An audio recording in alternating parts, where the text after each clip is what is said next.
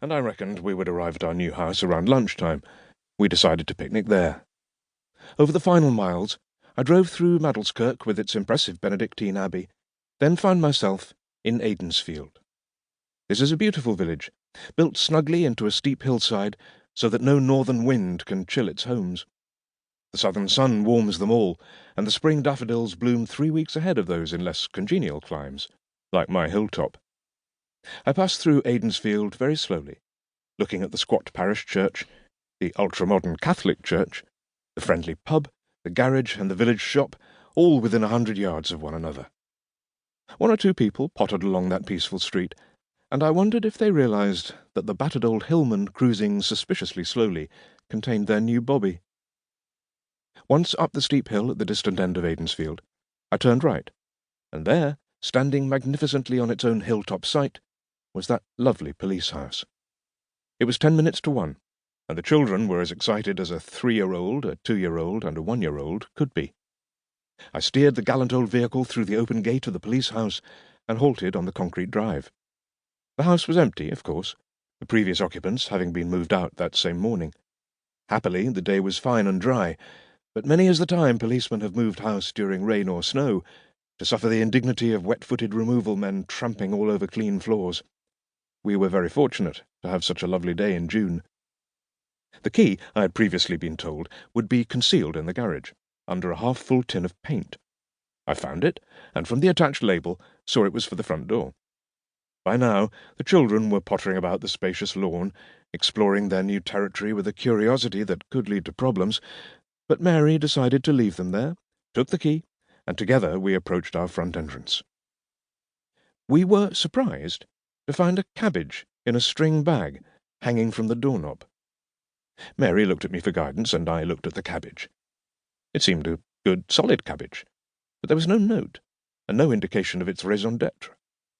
Initially, I suspected some form of skullduggery, and therefore decided to examine the other doors before taking further action.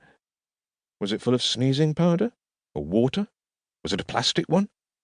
I advised Mary to keep well away from the object, and made my way to the back door leading into the kitchen. It was located in a passage, access to which was through an outer door next to the garage. This was not locked, so I opened it, turned towards the kitchen, and found a brace of wood pigeons hanging from that doorknob. Then, on the office door, was a monster of a hare. As we would say in Yorkshire dialect, it was a great old ramcat of a hare. I knew of the age-old custom of giving presents to county policemen, but here was I, on my very first day at Aidensfield, with presents all around me, and not a single hint as to their origins. Having discovered the fur and feather, I accepted the cabbage for what it was, a useful gift. It was a lovely welcome. I unlocked the door, and with due solemnity carried Mary across the threshold, and the children followed, shouting and running about the entrance hall and ground-floor rooms in sheer exuberance. They'd have to stop that caper when the van arrived. To the right of the entrance hall was the door into my office. The office had a door leading into the garden, but that was seldom used. Most of the callers came to the front door of the house.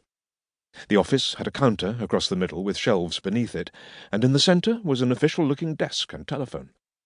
The house was in a state of complete cleanliness, thanks to the outgoing couple, and we could move straight in. On the left, immediately inside the door, was the staircase, and already 2 of the youngsters were scrambling noisily up the bare wooden steps. Jane was too young to attempt such feats, so she accompanied Mary and me as we examined the house.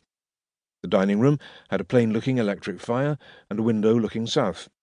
Next to it was the lounge with a fireplace for coal blazes and a window looking south.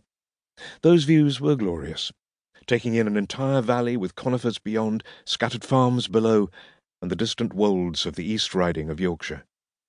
The kitchen was unbelievably tiny, and there was an ancient coke boiler in one corner with a pantry beneath the stairs.